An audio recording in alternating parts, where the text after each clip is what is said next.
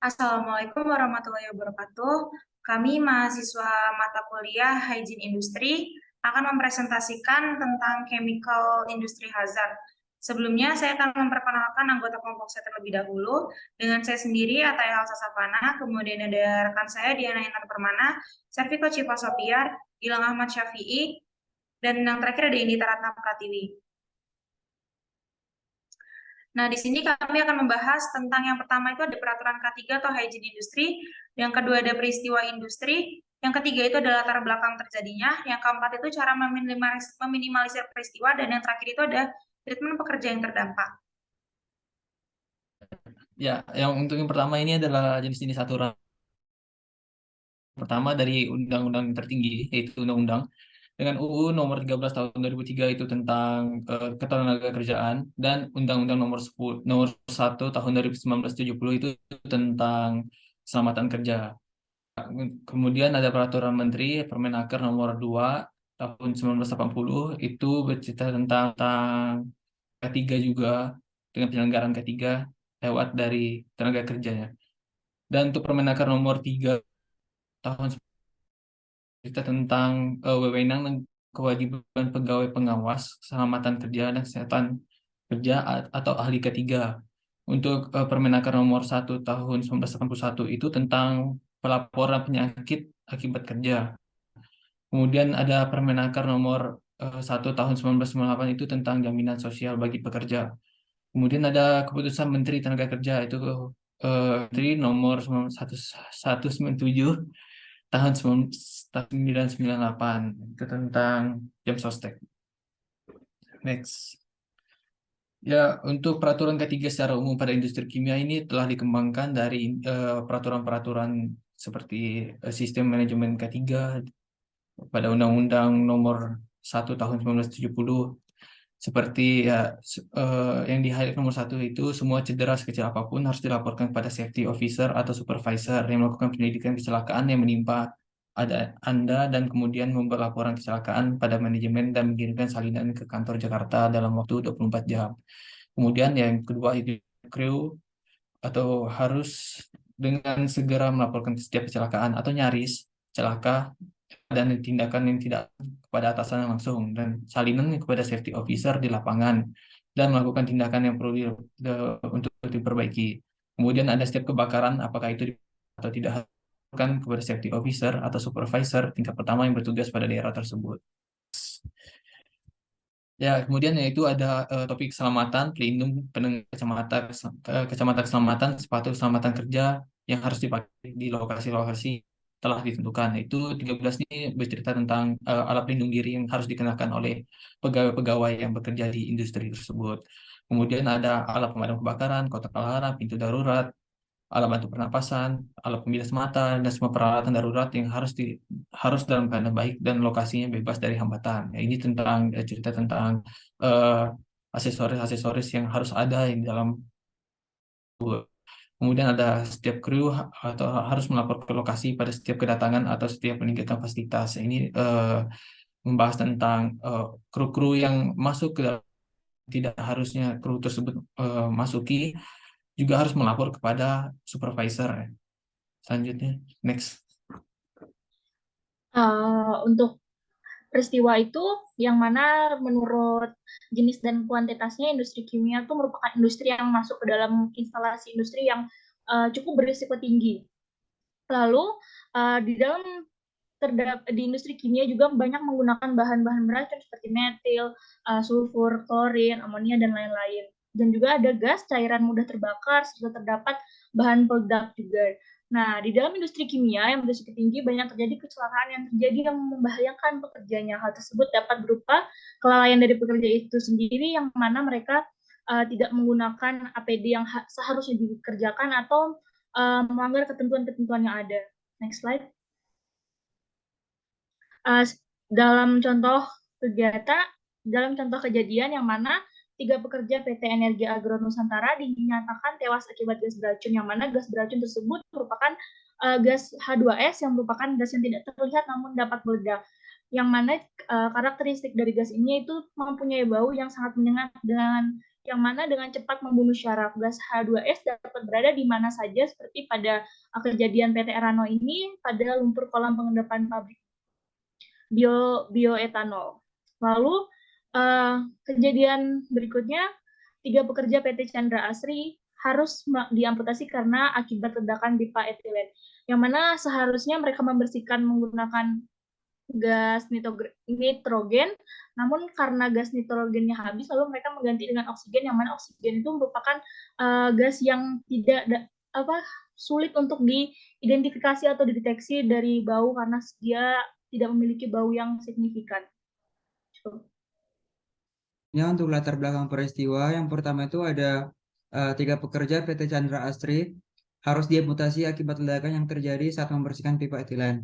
Saluran yang panjangnya 6 meter itu dibersihkan dengan cara dipanaskan dan ditiup dengan gas nitrogen. Namun karena gas nitrogen yang digunakan habis, mereka menggantinya dengan gas oksigen. Akan tetapi, setelah menggunakan gas oksigen, pipa yang dibersihkan meledak. Lalu yang kedua ada 3 pekerja PT Energi Agro Nusantara dinyatakan tewas akibat tenggelam di lumpur kolam pengendapan pabrik bioetanol karena pingsan setelah terpapar gas beracun jenis hidrogen sulfida atau H2S.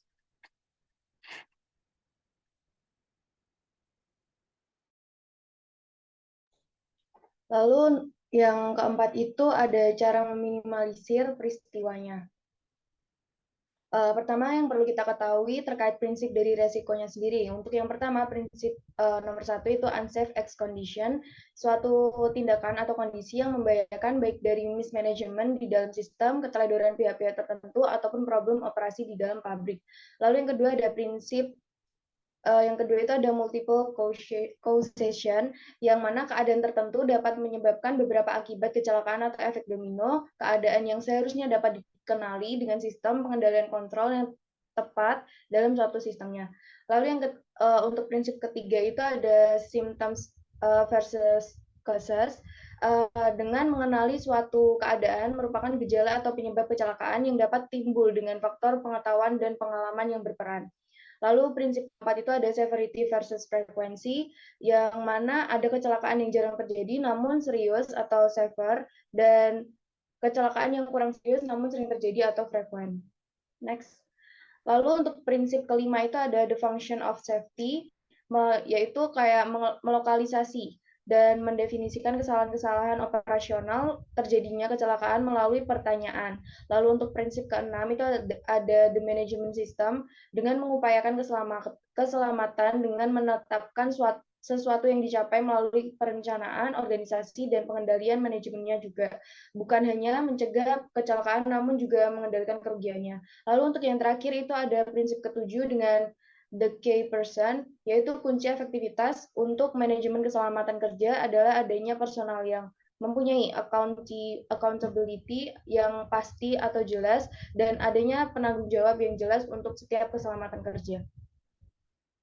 Lalu setelah kita mengetahui nih dari prinsipnya tadi, selanjutnya kita harus melakukan risk assessment. Dalam pengukuran bahaya itu diperlukan langkah-langkah yang mengikuti standar prosedur seperti 1. Identifikasi hazard dengan pengenalan keberadaan kondisi atau bahan yang memiliki potensi bahaya. Kedua, ada perhitungan hazard dengan menetapkan bahan sistem, yaitu mencangkup analisa sistem teknologi yang mengandung hazard, evaluasi jalur lingkungan yang mana mencakup evaluasi setiap langkah dalam siklus aliran teknologinya. Lalu ada karakteristik risk, yang mana menetapkan derajat bahaya per unit exposure dengan hubungan antara dosis respons yang ditetapkan. Lalu yang terakhir ada evaluasi risk, yaitu keberadaan exposure dan resiko bahaya dapat dievaluasi. Next. Lalu gimana sih caranya biar kita bisa meminimalisir bahaya bekerja di dunia industri? Yang pertama itu membuat SOP yang umum, lalu kedua ada sirkulasi udara yang memadai, ketiga ada kebersihan lingkungan kerja, keempat ada keamanan ruangan penyimpanan, kelima ada menjamin ketersediaan alat, dan keenam ada menggunakan alat yang tepat, dan yang terakhir melakukan pelatihan untuk para pekerjanya itu sendiri. Next. Lalu di dalam meminimalisir tersebut ada 5 hierarki pengendali resiko atau bahaya K3. Yang pertama ada eliminasi dengan eliminasi sumber bahayanya, kemudian ada substitusi alat atau mesin atau bahannya, dan yang ketiga ada perancangan dengan modifikasi atau perancangan alat atau mesin atau tempat kerja yang lebih aman. Keempat, ada administrasi, yang mana prosedur, aturan, pelatihan, durasi kerja, tanda bahaya, rambu, poster, dan label. Dan yang terakhir ada APD, alat perlindungan diri tenaga kerja, alat perlindungan diri tenaga kerja, yang mana dalam eliminasi, substitusi, dan perancangan itu diklasifikasikan tempat kerja atau pekerjaan aman mengurangi bahaya, dan administrasi dan APD itu diklasifikasikan tenaga kerja aman mengurangi paparan. Next. Lalu tadi saya ada menyebutkan terkait APD, dan di sini ada nih jenis-jenis APD dengan klasifikasinya itu perlindungan tubuh dengan fungsi APD itu sebagai perlindungan dari panas, air dingin, hujan, angin, bahan kimia, dan pengotor lainnya. Lalu selanjutnya ada perlindungan kepala, yaitu safety helmet, untuk melindungi kepala dari tumbukan mekanis mungkin. Lalu yang ketiga ada perlindungan telapak tangan dan lengan. Ya, fungsinya sendiri itu untuk ada sarung tangan besi atau perlindungan lengan, itu untuk melindungi tangan dari kontak dengan bahan kimia yang menyebabkan iritasi kulit dan dermatitis. Lalu yang keempat ada perlindungan kaki dan telapak kaki, yaitu menggunakan safety shoes untuk melindungi kaki dari benda tajam atau bahan kimia yang berbahaya. Yang kelima ada perlindungan pendengaran, yang biasanya kita itu menggunakan earmuffs dan earplug. Kalau earmuffs sendiri itu untuk mengurangi level intensitas suara yang mencapai mekanisme pendengaran pada bagian tengah dan dalam telinga. Sedangkan untuk earplug itu digunakan dalam saluran telinga, dipakai untuk durasi tinggi atau dalam periode singkat atau sekali pakai. Lalu yang terakhir itu ada perlindungan mata dan wajah, yang mana itu ada kacamata, eye shield, Google, dan face shield. Itu untuk mengurangi resiko pada wajah dan mata akibat kontak dari bahan berbahayanya. Nah, yang terakhir di sini adalah materi tentang treatment atau perawatan kepada pekerja yang terkena peristiwa. Yang pertama itu perawatan jika terpapar H2S. Nah, jika mata kita terpapar H2S itu kita dapat segera mencuci mata di bawah air mengalir kurang lebih selama 15 menit. Dan jika terkait pernafasan kita itu terkena gas H2S, itu segera memindahkan korban ke udara segar dan membantu korban untuk bernafas. Dan jika kulit yang terkena itu segera merawat apabila terpapar H2S cair pada kulit. Dan di sini perlu diingat bahwa kematian itu dapat dicegah apabila korban yang terpapar segera dipindahkan ke tempat yang udaranya lebih segar dan diberikan nafas buatan. Nah, kemudian di sini juga ada jaminan kecelakaan kerja yang tercantum pada Undang-Undang Nomor 3 Tahun 1992. Yang pertama itu jaminan kecelakaan kerja yang meliputi yang pertama ada biaya pengangkutan, biaya pemeriksaan, pengobatan dan atau perawatan, biaya rehabilitasi, dan juga santunan berupa uang yang meliputi yang pertama santunan sementara tidak mampu bekerja, yang kedua santunan cacat sebagian untuk selama-lamanya. Yang ketiga, santunan cacat total untuk selama-lamanya, baik fisik maupun mental. Dan yang terakhir ada santunan kematian. Nah, kemudian di sini juga ada jaminan kematian yang tercantum pada UU Nomor 3 Tahun 1992. Jaminan kematian itu meliputi yang pertama, tenaga kerja yang meninggal dunia bukan akibat kecelakaan kerja, keluarganya berhak atas jaminan kematian. Yang kedua, jaminan kematian yang dimaksud itu meliputi biaya pemakaman dan juga santunan berupa uang. Nah, yang ketiga di sini juga ada jaminan hari tua yang tercantum pada UU Nomor 3 Tahun 1992.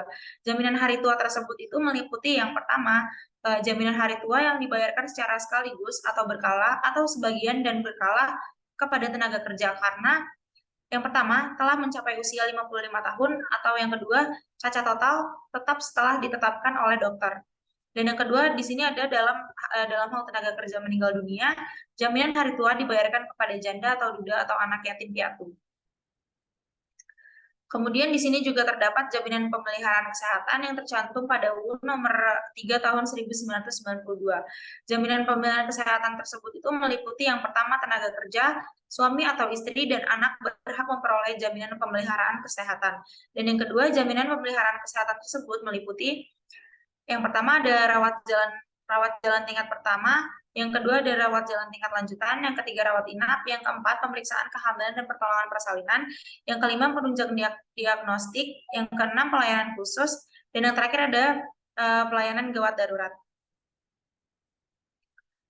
Nah, ini adalah referensi yang kami dapatkan untuk menyusun materi ini. Mungkin cukup sekian yang dapat kami sampaikan. Kurang lebihnya mohon maaf. Wassalamualaikum warahmatullahi wabarakatuh.